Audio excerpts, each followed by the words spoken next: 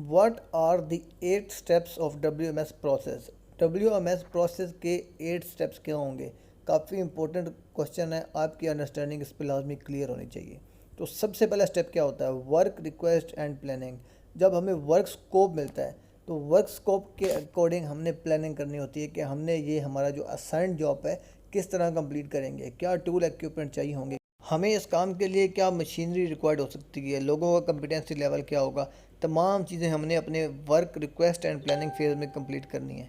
Next step हमारे पास आएगा identification and approval of controls. हमारे इस काम में ख़तरा क्या होगा, हमने तमाम काम के लिए रिस्क असेसमेंट करनी है, JSA बनाने हैं, जैसे लेवल 1-2 हो सकता है। जब हमारी JSA बन जाएगी, FRA बन जाएंगे, फॉर्मल रिस्क असेसमेंट हो जाएगी, फिर उसको हमने अप्रूव करवाना है। तो FRA अप्रूवल टीम पूरी इसके टीम जो होगी उसके साथ कंसंट्रेशन करके तमाम चीज़ें रिव्यू करवा कर उसको अप्रूव करवाना होगा।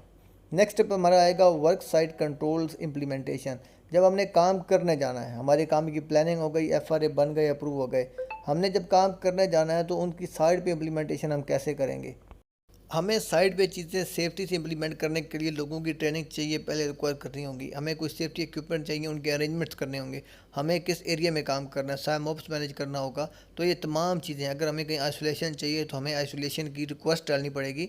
तो हमें तमाम चीज़ें अपनी request, planning, control, implementation and work site control में आके चीज़ें अपनी क्लैरिफाई, कम्युनिकेट एंड क्लियर करनी होगी।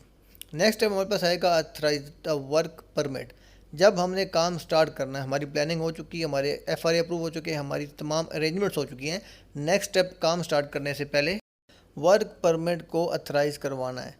तो वर्क परमिट क्या है? आपके पास एक रिटर्न अथराइजेशन है, आपने किस प्लांट में, किस एरिया में, किस इक्विपमेंट पे क्या काम करना है, किस टाइम ड्यूरेशन में आपने काम ख़त्म करना है, आपके काम में क्या टूल इक्विपमेंट अलाउड होंगे, आपके लोगों का कम्पिटेंसी लेवल क्या होना चाहिए, कौन से एडिशनल कंट्रोल मेजर्स आपने इंप्लीमेंट करने हैं, और आपके काम के साथ अटैच FRA डॉक्यूमेंटेशन सर्टिफिकेट्स कौन से होने चाहिए। तो ये तमाम चीज़ें लाजमी इंश्योर करनी है।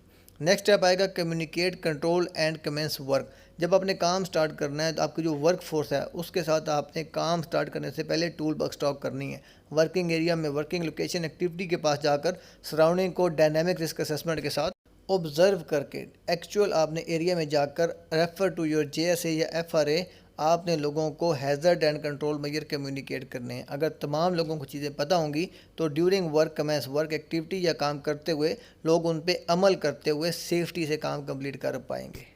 नेक्स्ट स्टेप हमारे पास आता है dynamic risk assessment during work activity. हमारे पास कंडीशन सिनेरियो कभी भी चेंज हो सकता है, हमारा प्रोसेस चेंज हो सकता है, हमारा मटेरियल चेंज हो सकता है। तो इस कंडीशन में हमें अपने काम के अकॉर्डिंग दोबारा से ऑन स्पॉट एक जल्दी से रिस्क असेसमेंट को रिवाइज करना पड़ेगा। Dynamic risk assessment on the spot risk evaluation करनी पड़ेगी।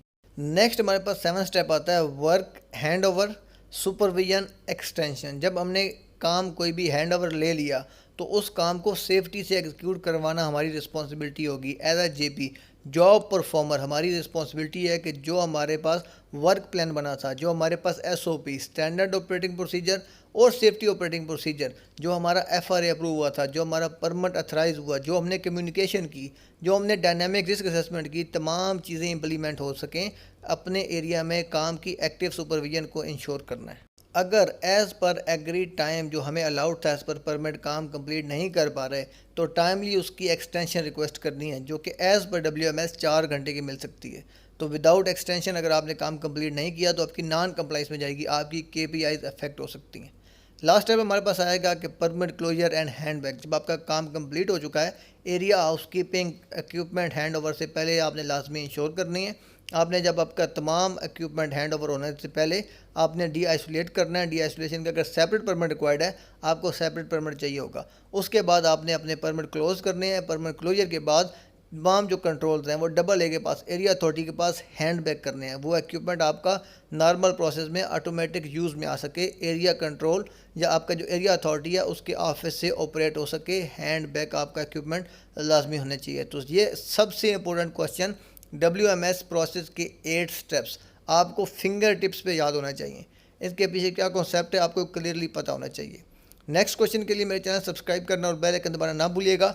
इस वीडियो का लिंक अपने तमाम दोस्तों का शेयर करिएगा जो WMS में JP का इंटरव्यू देने जा रहे हैं।